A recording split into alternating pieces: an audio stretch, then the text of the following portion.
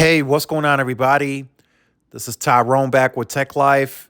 And here I have a great article for you guys from Fierce Wireless. I'll leave a link to it in the description so you guys could check it out.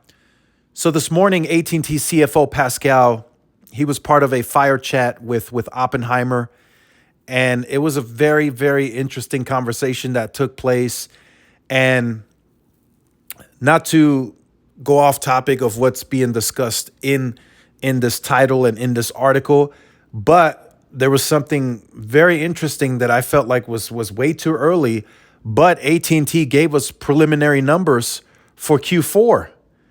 The quarter still has like 2 to 3 weeks to go, and AT&T, or at least the CFO, already gave preliminary numbers. So I wanted to cover them in this video. They also have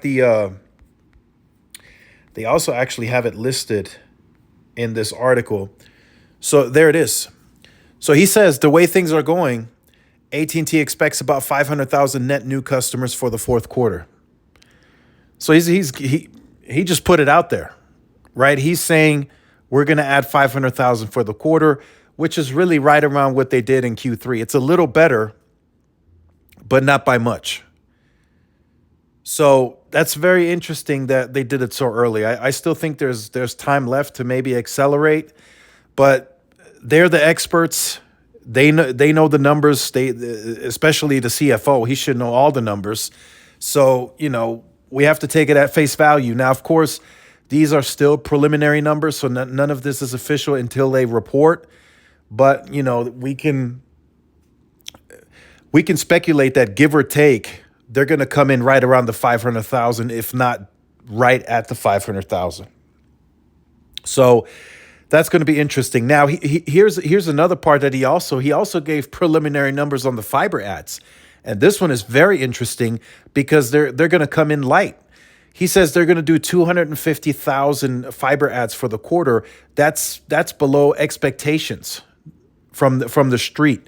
That's below their expectations. So what does that signal, right? We're looking at recent commentary from Charter and Comcast. They're going to come in very light, if not negative. So where's all that competition happening? It's happening with fixed wireless access. I know that's crazy to say, right? If you're talking about competitively speaking, performance-wise, I mean, fiber blows fixed wireless access out the water. But yet, if we're competing, right, we're competing on price and the easy use, the plug and play use of fixed wireless access, they're simply winning right now. As crazy as it sounds, cable had their conferences, about a year or so ago, and them saying that fixed wireless access is running out of capacity. Those customers will be back. Some of the other analysts that are cable bulls, right, they're saying, hey, look, it's not a big deal. I still stick with cable. Fixed wireless access is short-term, mid-term at best. That's what they're all saying. But yet here, everybody's reporting net negatives, lower numbers, coming in light, right, below expectations. And it's likely in large due to fixed wireless access. Verizon is accelerating. They're growing their C-band scale. In a lot of the smaller PEAs, they got 200 megahertz to play with. In most cases, that's going to be fiber fed. So they can add a ton of customers onto the FWA. And they can even further densify, add small cells, whatever they feel is needed, they will put that in the areas to take customers. T-Mobile just got some big news about an hour and a half ago or so. The House finally passed the Auction 108 bill, giving the FCC authority to grant their Auction 108 spectrum. That's going to the desk of the president. Once that's signed, T-Mobile can turn it on in the flip of a switch where it's deployed. I'll make another video on that. But the radio, the 2.5 radio, has to be deployed in your market for this to be a flip of a switch for you. If it's not deployed in your market yet, T-Mobile has to go and deploy the radio. So it could be a lot longer for those of you who do not have the 2.5 radio deployed in your area. But regardless, even in the Auction 108 areas that are gaining additional bandwidth where the radio is deployed, there is more FWA slots opening for sure. So it's just crazy to think that even a fiber provider as large of a fiber operation that AT&T is operating is coming in below expectations, and them acknowledging that they're going to come in light, because that's what he said during the fire chat, assuming it's coming from fixed wireless access, that's crazy, right? From a competitive perspective. So whatever fixed wireless access is doing, it's clearly working. And if you noticed, right, and I will point that out just briefly, if you noticed from a Verizon perspective, ever since that big Super Bowl ad they had with Jim Carrey, they really haven't done a big splash marketing wise on a national campaign. It's been mostly regional. For those of you who may have received the little flyer or the little card that Verizon sends out, like, hey, we got home internet in your area now.